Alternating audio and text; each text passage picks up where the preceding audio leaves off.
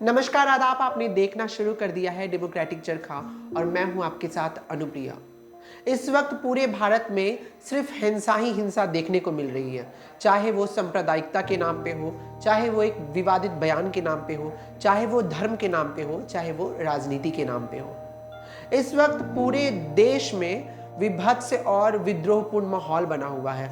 हर तरफ हिंसा ही हिंसा देखने को मिल रही है और हमारी मेन स्ट्रीम मीडिया इन सारे हिंसा को हिंसात्मक रूप देकर के परोसने का काम कर रही है। बात करते हैं हम बिहार की।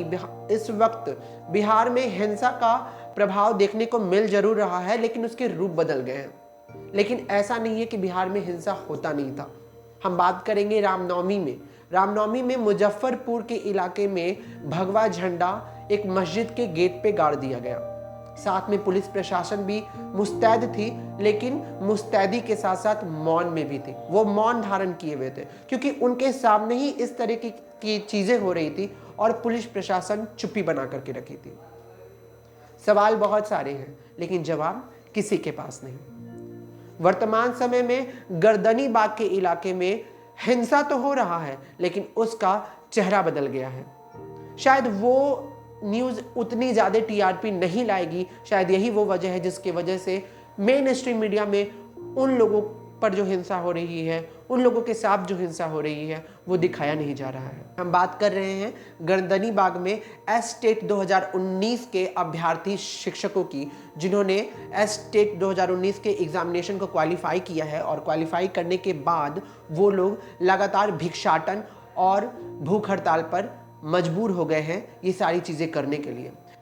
अभी हम आपको जो ये वीडियो दिखा रहे हैं उसमें आप साफ तौर पे देख सकते हैं कि किस तरीके से जो अभ्यर्थी हैं, जो क्वालिफाइड लोग हैं, शिक्षक हैं, वो सारे लोग भिक्षाटन करने पे मजबूर हैं और क्या कुछ कह रहे हैं हम चलिए आपको सुनाते हैं।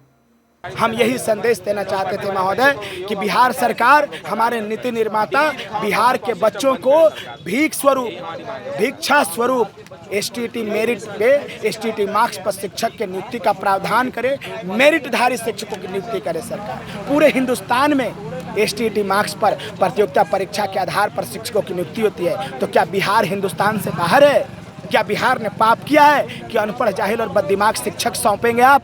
नहीं, हम नहीं बर्दाश्त करेंगे इससे। यही संदेश देना चाहते थे और कोई उद्देश्य नहीं था हमारा, यही संदेश देना चाहते थे। दरअसल मामला एस-टेट 2019 एग्जामिनेशन का है। ये वो एग्जामिनेशन था जो ऑफलाइन लिया गया और जिसमें एग्जामिनेशन पेपर लीक होने के बाद इस परीक्षा को ही रद्द कर दिया गया।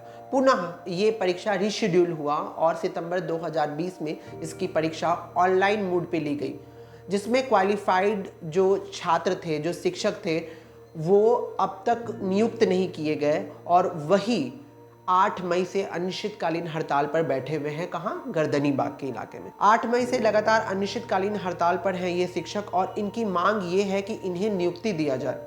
बहुत सारे शिक्षक हैं जो धरना स्थल पर बैठे हुए हैं, जिनसे हम बात करेंगे और अपनी रिपोर्ट में हम ये भी बताएंगे कि आखिर उनका क्या मानना है या वो अपने जो उनका स्ट्रगल था।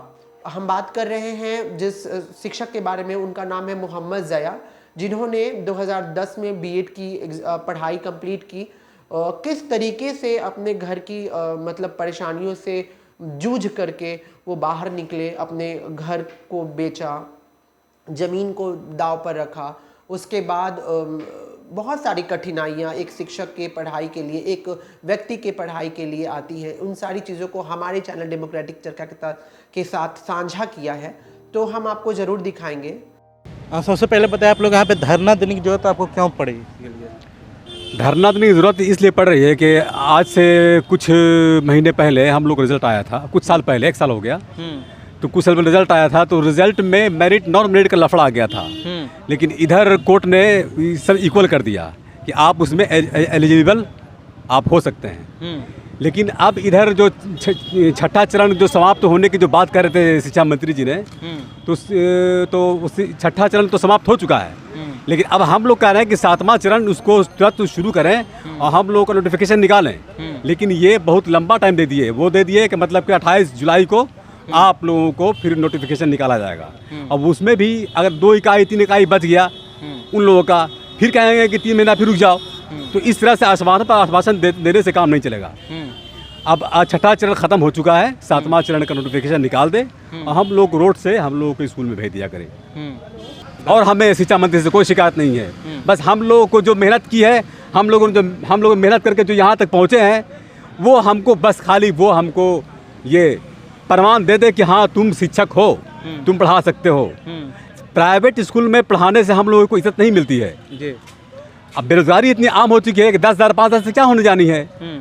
सिलेंडर का दाम इतना बढ़ चुका है, पारिवारिक ज़िंदगी जीने जो वो जीता है, जो मिडिल स्कूल का है, उससे आप पूछिए कि क्या उसके हालात हैं। अभी कल परसों मतलब दिया पेपर में कि 50 रुपये फिर आपको मतलब कि सिलेंडर पर दाम बढ़ चुका है। अब बताइए कहाँ से हम ये खर्च को हम मेंटेन करेंगे। मानसिकता मेरा बिल्कुल ख़राब होता जा रहा है, डेट पर डेट देते जा रहे हैं। तो हमें सरकार से ये आह्वान है, सरकार से हमें ये मांग है कि हमारी मांग को वो पूरी करे और जितने भी ये हमारे शिक्षार्थी हैं वो सबको मजबूरी को समझे। आखिर शिक्षक करे तो करे क्या?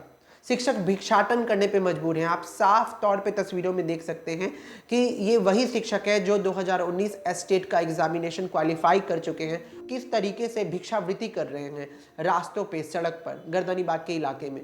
ठीक उसी जगह गर्दनीबाग की ही हम बात करेंगे। एक और प्रदर्शन शिक्षकों के साथ ही चल रहा है, वो प्रदर्शन है जीएनएम छात्राओं का। जी हाँ, मैं आपको बता दूं कि पीएमसीएच को विस्तृत करने के लिए जीएनएम छात्राओं का जो हॉस्टल है उसको तोड़ दिया गया है और उसको शिफ्ट कर दिया गया है पटना से 40 किलोमीटर दूर राजापाकड़, जो कि वैशाली जिले में है। तो चलिए हम आपको दिखाते हैं कि क्या कुछ कह रही है ये जीएनएम छात्राएं। करके कड़ी मेहनत करके परीक्षा पास करते हैं तब टॉप कॉलेज मिलता है, और अब बीच सेशन में आप कहते हो कि आपको यहाँ से राजापाकड़ वैशाली शिफ्ट करना है और वहाँ के सदर अस्पताल में आपको ट्रेनिंग करनी है, जो कि सिर्फ मात्र 100 बेड का अस्पताल है, जहाँ पहले से एएनएम और जीएनएम ट्रेनिंग कर रही है। तो आप ही बताइए कि हम फिर 200 स्टूडेंट वहाँ कैसे सीखेंगे। और अगर सरकार ये कहती है कि हमें बस प्रोवाइड किया जाएगा, 2 बस प्रोवाइड करेगी सरकार, और 2 बस से रोज़ आना जाना कैसे पॉसिबल है? 40 किलोमीटर दूर रोज़ तय करना, और 5 घंटे का हमारा ट्रेनिंग होगा, 5 घंटे का पढ़ाई होगा। तो 40 और तो अगर हम घर भी जाते हैं ना, तो वहाँ से अगर दूसरे दिन हम ड्यूटी नहीं जा पाते, अगर हम रोज़ 40 किलोमीटर दूरी तय करके आएंगे यहाँ पीएमसीएच, तो हम या तो हमारा ट्रेनिंग छूटेगा या तो हमारा पढ़ाई छूटेगा।